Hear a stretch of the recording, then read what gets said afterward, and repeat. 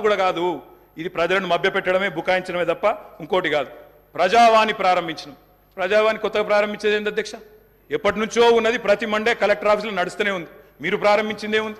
ఇనుప కంచెలు తీసేసినాం. నేను అడుగుతా ఉన్నా అధ్యక్ష, ఇనుప కంచెలు ఎవరేసినారు అధ్యక్ష? ఇనుప కంచెలు ఎవరేసినారు? 2012లో వేసిందే కాంగ్రెస్ ప్రభుత్వం, కిరణ్ కుమార్ రెడ్డి నాయకత్వం. వాళ్ళు వేసిన కంచెలు వాళ్ళే తీసి ఆ ఇల్లును బట్టన్నకు అప్పచెప్పి ఇప్పుడు అక్కడ ముఖ్యమంత్రి ఉంటలేరు కాబట్టి సహజంగా అక్కడ సెక్యూరిటీ అవసరం లేదని సెక్యూరిటీ తీసేసి దానికి మేమేదో గోడలు బద్దలు కొట్టినాం, కంచెలు తీసేసినాం.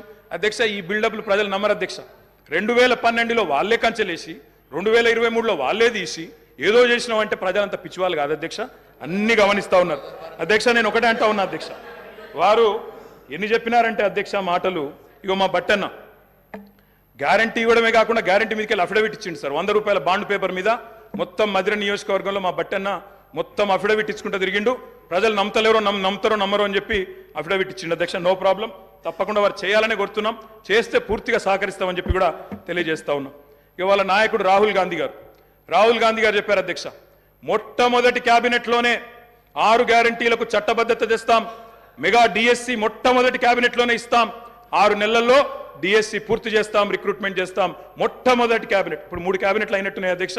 మరి మొదటి క్యాబినెట్ ఎడవైందో, 6 గ్యారంటీలకు చట్టబద్ధత ఎడవైందో చెప్పాలి అధ్యక్ష. రాహుల్ గాంధీ గారు చెప్పారు ఆదిలాబాద్లో. ఏం చెప్పారు అధ్యక్ష? 24 గంటల్లోనే, ఇది నేను చెప్తలేను అధ్యక్ష, హిందుస్థాన్ టైమ్స్ రాసింది. 24 గంటల్లోనే 2 లక్షల రూపాయల రుణమాఫీ చేస్తాం రైతులకు. ఇది రాహుల్ గాంధీ గారు చెప్పిన మాట. నిలబెట్టాలని చెప్పి నేను కోరుతా ఉన్నా. 24 గంటలు కాకపోయినా 24 రోజుల్లోనైనా నిలబెట్టండి అని చెప్పి నేను కోరుతా ఉన్నా అధ్యక్ష. వారు చెప్పినారు కౌలు రైతులకు బీమా రుణాలు, కౌలు రైతులకు బీమా. కౌలు రైతులు ఎదురు చూస్తున్నారు రాష్ట్రంలో, మరి రుణాలు ఇవ్వమని కోరుతా ఉన్నారు అధ్యక్ష. ఇది రేవంత్ రెడ్డి గారు చెప్పారు. కేసీఆర్ ఉంటే 5,000 వస్తాయి, కేసీఆర్ ఓడిపోతే 15,000 వస్తాయని చెప్పి డిసెంబర్ 9 నాడు స్వయంగా రేవంత్ రెడ్డి గారు చెప్పారు. ముఖ్యమంత్రి పదవిలో కూర్చున్నారు.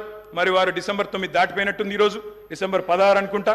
15,000 ఎడబోయినాయని చెప్పి రైతులు అడుగుతా ఉన్నారు. రేవంత్ రెడ్డి గారు మీరు సమాధానం చెప్పేటప్పుడు చెప్పాలని కోరుతా ఉన్నాం అధ్యక్ష. వారు చెప్పారు బీసీలకు 1,00,000 కోట్లు, బీసీలకు సబ్ ప్లాన్ తెస్తాం, బీసీలకు ఎంబీసీ మంత్రిత్వ శాఖ తెస్తాం, బీసీలకు మేము బ్రహ్మాండంగా 1,00,000 కోట్లు కేటాయిస్తాం, సబ్ ప్లాన్ తెస్తామన్నారు.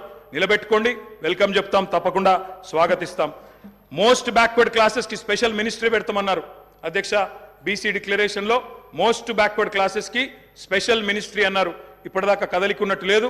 వారికి నేను గుర్తు చేస్తా ఉన్నా, రాష్ట్రంలోని బలహీన వర్గాలు చూస్తా ఉన్నారు, సమాధానం చెప్పేటప్పుడు చెప్పాలని చెప్పి నేను కోరుతా ఉన్నా.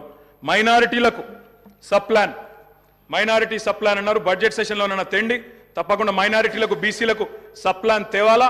తేకపోతే తప్పకుండా ప్రధాన ప్రతిపక్షంగా మైనారిటీల తరపున బీసీల తరపున గొంతు విప్పుతామని చెప్పి కూడా నేను తెలియజేస్తా ఉన్నా అధ్యక్ష. ఆటో డ్రైవర్లకు నెలకు 1,200 ఇస్తాం, బోర్డు పెడతామని చెప్పి రాహుల్ గాంధీ గారు చెప్పారు.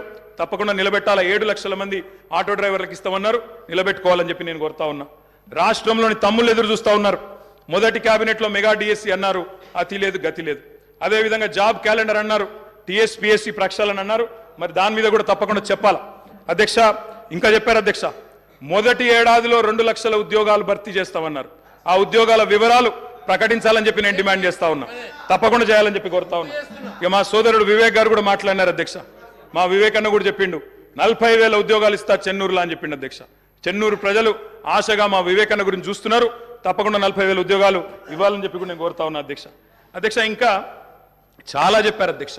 ఇట్లా హామీలు 1, 2 కాదు అధ్యక్ష, చాలా చెప్పారు. We welcome it. మీరు నిలబెట్టుకోండి, తప్పకుండా నిలబెట్టుకోండి, తప్పకుండా బ్రహ్మాండంగా పనిచేయండి. మేము చేసిన దానికంటే ఎక్కువ పని చేయండి, మేము చేసిన దానికంటే ఎక్కువ పేరు సంపాదించుకోండి. 64 కాకపోతే ప్రజలు మీకు ఇంకా ఎక్కువ ఆశీర్వాదం ఇస్తారు, తప్పకుండా చేసుకోండి, మాకు అభ్యంతరం లేదు అధ్యక్ష. ఇంకొక మాట గవర్నర్ ప్రసంగంలో చెప్పారు అధ్యక్ష, మాకు చాలా విచిత్రం అనిపించింది. అమరుల త్యాగాలు, బలిదానాలు ఎవరు అధ్యక్ష? ఎవరి వల్ల చనిపోయినారు ఈ అమరులు? యాదిరెడ్డి అనే తమ్ముడు ఢిల్లీకి పోయి ఎవరి పేరు రాసిపెట్టి చచ్చిపోయినాడు అధ్యక్ష? ఇక్కడ ఉన్న వాళ్ళకి వినబడతలేదు మా ఆర్తనాదాలు అని చెప్పి ఢిల్లీకి పోయి రాసి చనిపోయిన మాట వాస్తవం కాదా అధ్యక్ష? తెలంగాణ ఉద్యమాన్ని అనగా తొక్కింది ఎవరు అధ్యక్ష? 1952లో 7 మందిని చంపింది ఎవరు? 69లో 371